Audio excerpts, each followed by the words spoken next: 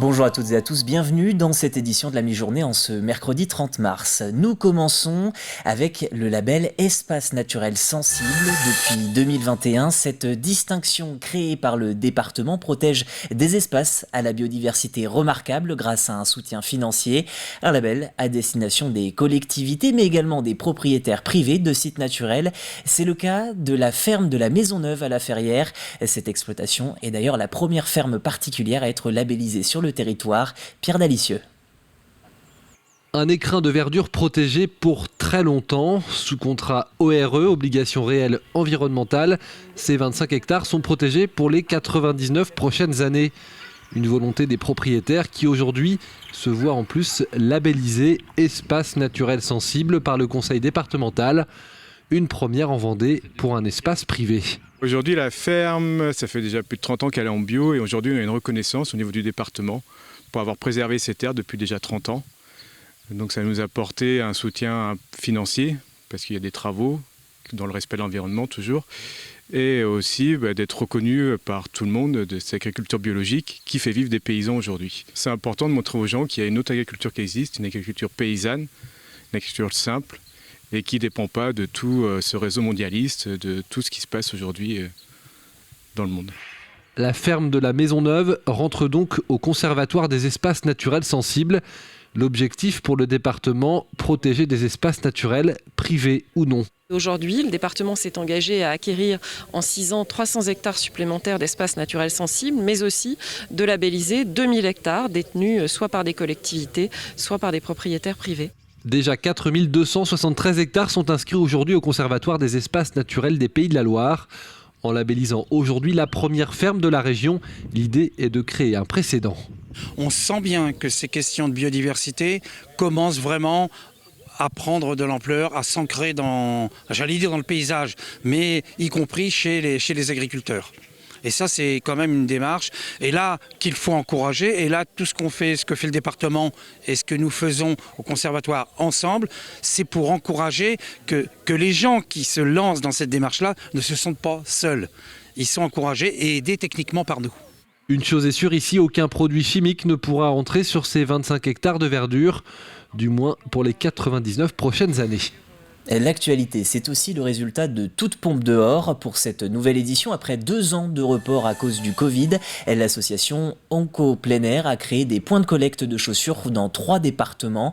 Chaussures ensuite revendues au Relais Atlantique et à Noirmoutier. L'association a collecté plus d'1,2 tonnes de chaussures. L'argent récolté par les 3 départements participants finance une semaine de vacances à des enfants atteints de cancer des centres hospitaliers de Nantes et Angers. En général, c'est des jeunes qui sont en fin de maladie ou en rémission, qu'on appelle ça. Et ça leur permet, entre eux, de reprendre confiance en eux, de retrouver leur capacité physique. Pour eux, c'est une source de bonheur tous les ans de se retrouver et puis de faire des activités qu'ils n'auraient peut-être pas fait chez eux. Là, cette année, ils vont faire du parapente. C'est une occasion unique. Ils font également de l'escalade, ils font de la promenade en montagne et tout.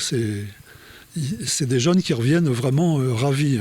Un mot de la guerre en Ukraine. Vendredi, les centres Emmaüs de Véret et d'Essart-en-Bocage ont organisé une vente exceptionnelle de vêtements et de produits du quotidien. La recette récoltée est destinée à l'achat ou l'acheminement de produits d'urgence pour les réfugiés ukrainiens.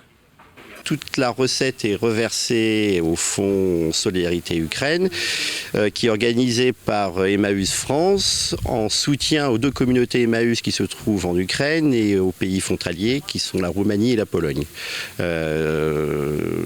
L'idée, c'était de faire cette journée et de verser l'intégralité de la recette pour plus donner de l'argent que des biens, dans le sens où on ne sait pas encore leurs besoins concrets sur le terrain, et leur première aide va être surtout alimentaire, sanitaire. Le pays de Mortagne vient d'inaugurer un nouveau bâtiment de collecte des déchets. Rappelons que les habitants de la communauté de communes sont les champions vendéens du tri sélectif puisqu'ils produisent le plus faible poids d'ordures ménagères par an et par habitant. L'occasion de garder le rythme et d'accentuer ces gestes responsables avec une infrastructure plus adaptée aux besoins. On va aussi sensibiliser les habitants sur les moyens de moins jeter à la poubelle, de moins jeter les emballages, de moins jeter dans les sacs noirs. Et puis des associations ont été aussi sollicitées pour utiliser le toit du bâtiment pour mettre des panneaux photovoltaïques qui produisent une énergie qui est récupérée par une association.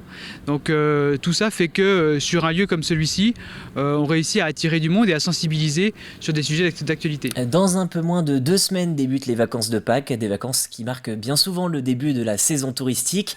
Alors comment se préparent les principaux sites vendéens? C'est à cette question que nous tentons de répondre avec l'exemple d'Explora Park. Le site de Saint-Jean-de-Mont est en plein rush avant d'accueillir ses 30 000 visiteurs annuels. Un reportage signé Alexis Vivier. Les pelleteuses et les broyeuses multiplient les allers-retours entre les parcours d'Acrobranche. Il faut préparer le site à l'arrivée des touristes, à commencer par les sols. Alors en ce moment, c'est pas des taupes qu'on a dans la forêt. Là, on a du broyat de bois. En fait, c'est du bois broyé. Donc, on va en installer 250 mètres cubes dans tous les cheminements et partout sur les zones de fréquentation, qui permet justement à l'eau de continuer à s'écouler dans le sol et donc aux plantes, aux végétaux de s'alimenter normalement. L'entretien d'un site naturel en pleine forêt et à 2 pas de la mer où tout est très contrôlé avant l'ouverture. On a un contrôle phytosanitaire qui passe chaque année, s'assurer que les arbres qu'on utilise sont en bonne santé, que ça se passe bien, que la forêt va bien. Ça, c'est très important. Suite à ça, on a également un contrôle technique des installations. Donc une personne qui vient, qui passe 2 jours chez nous, pour s'assurer que tout est bien. Ce qui n'est pas suffisamment bien, c'est signalé dans le rapport. Nous, on fait tous les travaux nécessaires pour que le jour de l'ouverture, ce soit en parfait état. Et quelques mètres plus loin, c'est une partie de l'équipe qui vérifie le matériel nécessaire pour l'Acrobranche. Alors là, du coup, on est en train de remonter les baudriers pour les clients, vérifier que le matériel qu'on a renvoyé a bien été réparé, et remettre tout en place et renvoyer ce qui n'est pas encore en norme pour les clients. C'est hyper important dans le sens, parce que forcément, c'est pour la sécurité du client qu'on propose le meilleur matériel possible. Du coup, c'est pour ça qu'on essaie de faire ça ensemble et pour que ça aille le plus rapidement possible pour la préparation de saison. Une saison très attendue après 2 années entachées par le Covid. Explora Park n'a pas pu tourner à plein régime. Alors cette fois-ci, c'est la bonne et ça se voit. Ça fait plaisir. En vrai, on attendait que ça. On a été vraiment, surtout nous, le domaine de la restauration et des parcs généraux, on a été vraiment très très fermés, très très touchés. Donc nous, on attend que ça. On attend que ça, de tout redémarrer et de tout réouvrir avec enfin le sourire des gens sans les masques. Ça fait plaisir.